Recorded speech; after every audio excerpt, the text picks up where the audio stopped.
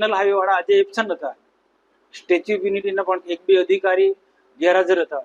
આ બધાનો અમે ખુલાસો માંગવાના છે અને આવનારા દિવસોમાં અમે ભારત સરકારને પણ અમે લખીશું ને લખ્યું છે એમ. પણ આજે જે લોકો તરફથી તમે જે વાત કરી એટલા ઘણા બધા લોકો ને કેટલાક અધિકારીઓ અને કેટલાક કર્મચારીઓ પણ કીધું કે આ રસ્તો સારો હોવો જોઈએ.